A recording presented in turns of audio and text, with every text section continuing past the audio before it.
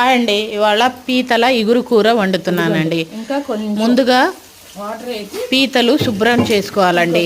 బాగా కడిగి శుభ్రం చేసి దాంట్లోనే ఉప్పు, కారం, పసుపు వేసి బాగా పట్టించి పక్కన పెట్టాలండి. ఆ తర్వాత స్టవ్ ఆన్ చేసి బాండీ పెట్టి బాండీ వేడైన తర్వాత ఆయిల్ వేసి ఆయిల్ వేడైన తర్వాత ఉల్లిపాయ ముక్కలు వేసి ఉల్లిపాయ ముక్కలు ఎర్రగా అయిన తర్వాత ముందుగానే నూరి పెట్టిన అల్లం, వెల్లుల్లి, లవంగా, చెక్క, ధనియాలు, నూరిన మసాలా వేసి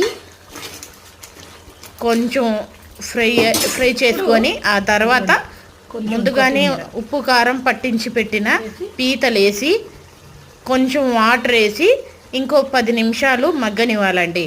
10 నిమిషాలు మగ్గిన తర్వాత లాస్ట్లో దించే ముందు కొత్తిమీర, కొంచెం పచ్చి ఉల్లిపాయలు, పచ్చి ఆనియన్ వేసి కొత్తిమీర వేసి ఇంకో 5 నిమిషాలు సిమ్లో వేసి పెట్టి దించేయాలండి. అంతేనండి, పీతల